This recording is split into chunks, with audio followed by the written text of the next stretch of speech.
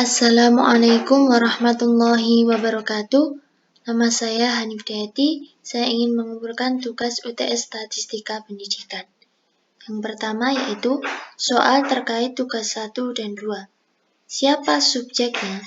Di sini saya menggunakan subjek penelitiannya adalah 24 santri TPQ asal Muhammadiyah yang beralamatkan di Madya Condro, Secang, Magelang.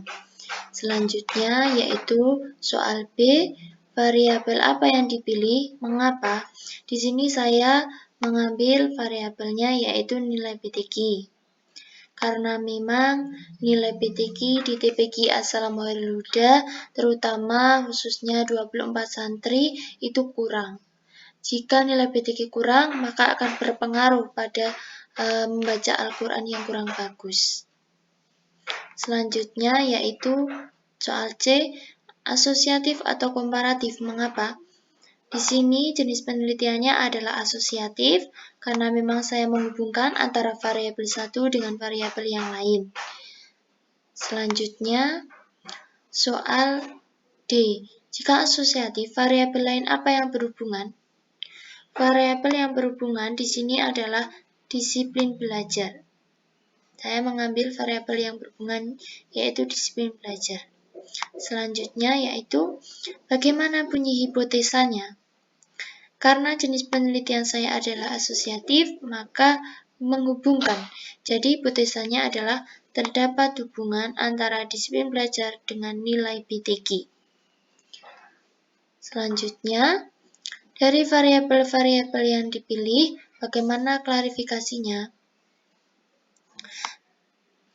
Ini, klarifikasi datanya. Masuk dalam tugas 2.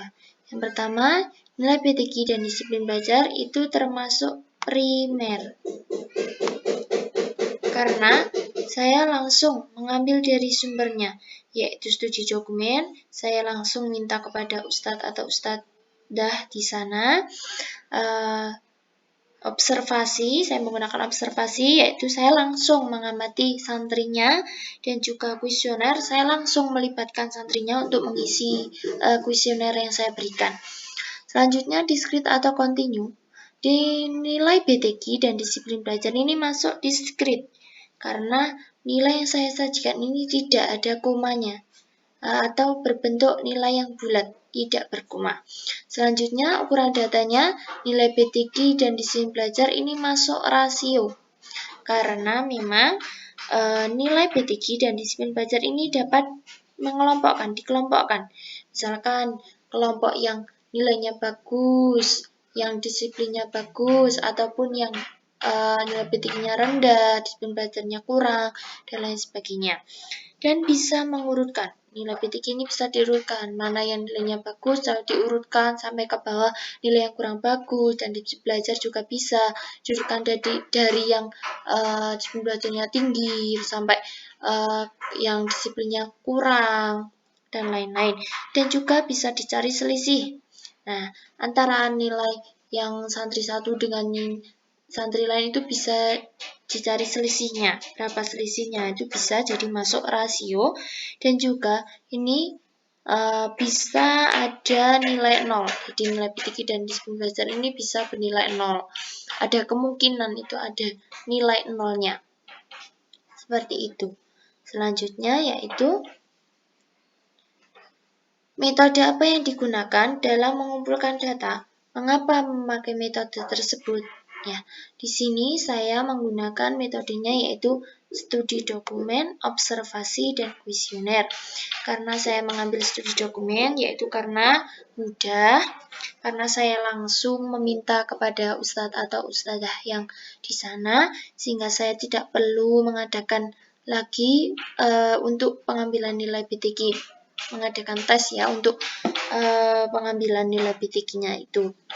Lalu observasi itu karena akan menyeimbangkan antara hasil kuesioner yang akan dilaksanakan dengan keadaan yang sesungguhnya, dengan pengamatan atau pandangan saya. Dan saya mengambil kuesioner karena saya melibatkan langsung subjek penelitian saya yaitu 24 santri, sehingga data yang diperoleh itu akan lebih valid. Selanjutnya, Soal terkait tugas 3 dan 4, bagaimana pendapat Anda dalam baca data yang telah disajikan? Ini adalah tugas 3. Ini histogram saya dari hasil penelitian saya, histogramnya seperti ini. Jadi cara membacanya yaitu saya mengklarifikasikan, mengelompokkan. Disiplin belajar sangat rendah yaitu dinilai 0 sampai 9, disiplin belajar yang rendah yaitu dinilai 10 sampai 19, disiplin belajar cukup yaitu dinilai 20 sampai 29, disiplin belajar tinggi yaitu dinilai 30 sampai 39, disiplin belajar sangat tinggi yaitu dinilai 40 sampai 50. Nah, jadi cara membacanya seperti ini. Nilai disiplin belajar yang cukup ini yaitu berkisar di rentang nilai 20 sampai 29 di sini, yaitu ada 8 anak. 4 ditambah 3 ditambah 1. Jadi ada 8 anak yang disiplin belajarnya cukup karena saya mengklarifikasikannya tadi. Selanjutnya yaitu anak yang memiliki disiplin belajar yang tinggi, yaitu dinilai rentang 30 sampai 39, yaitu ada 15 anak. 30 sampai 39 ya. 30 sampai 39. Nah, di sini. Di sini, sini, dan sini. Nah, ini ada 15 anak. Jadi 15 anak ini memiliki belajar yang tinggi. Selanjutnya yaitu anak yang memiliki disiplin belajar yang sangat tinggi, yaitu berkisar di 40 dan 50, itu ada 1 anak. Di sini. Di sini ada 1 anak, yaitu yang memiliki disiplin yang sangat tinggi. Dari data ini, karena saya mengelompokkan tadi, itu yang menjadi dominan kepada anak yang belajarnya disiplin belajarnya cukup, yaitu tadi di 15 anak. Cukup. Lalu nilai BTQ, ini histogramnya saya. Nilai BTQ-nya itu dapat dibaca seperti ini.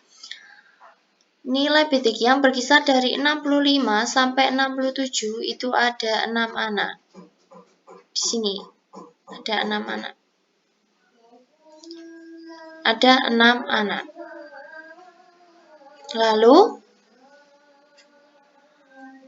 anak yang memiliki nilai BTQ berkisar dari nilai 67,6 sampai 69,5 ada 3 anak. Jadi di sini ini ada 3 anak. Lalu selanjutnya yaitu nilai BTQ berkisar dari nilai 70 sampai 74,5 ada 11 anak. 70 sampai 74,5. Di sini, di 70 sampai 74,5 yaitu di sini 7 ditambah 4. Jadi ada 11 anak. Selanjutnya yaitu nilai BTQ berkisar dari nilai 75 sampai 77,5 itu ada 2 anak. Ada 2 anak ya. 70. Nah, di sini. Nih, ada 2 anak. Di sini letaknya. Selanjutnya yaitu nilai BTQ yang berkisar dari nilai 80 sampai 82,5 ada 1 anak. 80 sampai 82,5 di sini ada 1 anak.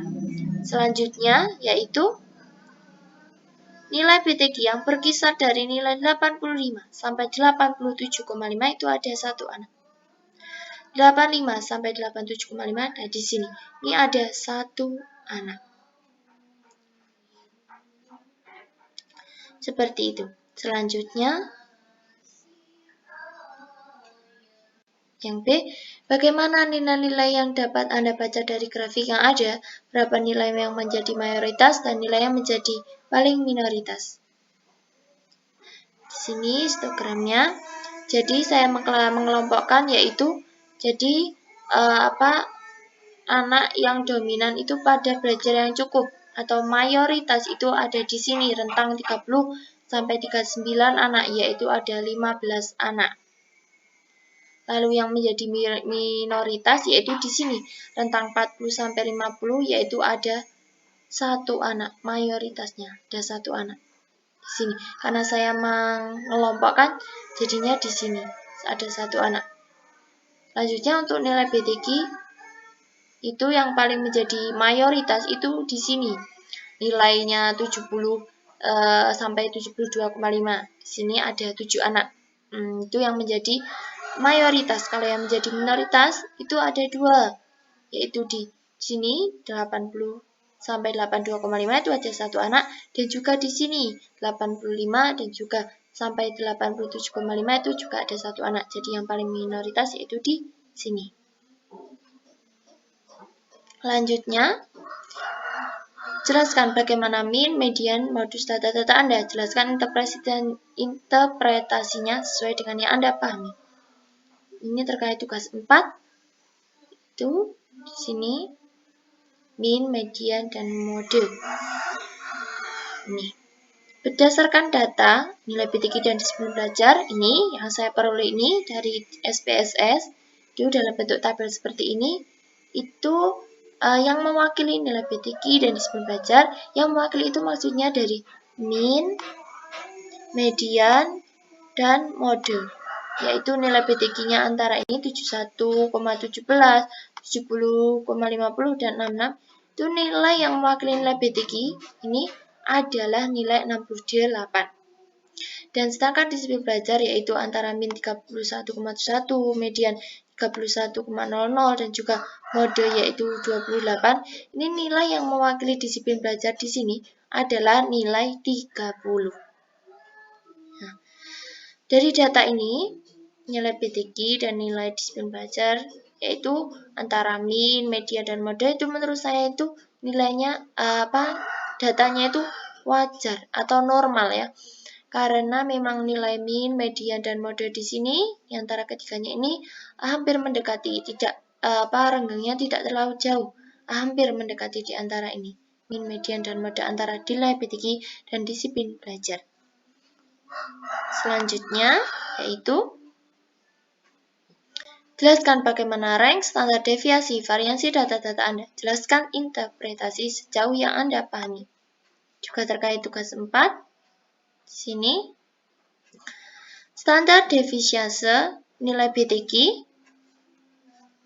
itu lebih beragam, lebih tinggi nilainya daripada disiplin belajar. Selanjutnya, varianse nilai BTQ itu juga lebih tinggi daripada disiplin belajar. Dan juga rank pada nilai BTQ itu juga lebih tinggi daripada disiplin belajar.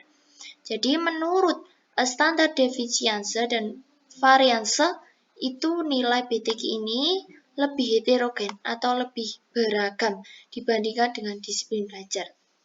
Sedangkan rank, menurut rank, ini juga nilai BTQ itu lebih heterogen atau beragam daripada disiplin belajar. Karena memang nilai BTQ ini antara standar deviation, varianse, dan rank itu lebih tinggi ya dibanding dengan nilai disiplin belajar. Seperti itu. Terima kasih. Sekian yang dapat Nifdiati sampaikan. Kurang lebihnya saya minta maaf. Wassalamualaikum warahmatullahi wabarakatuh.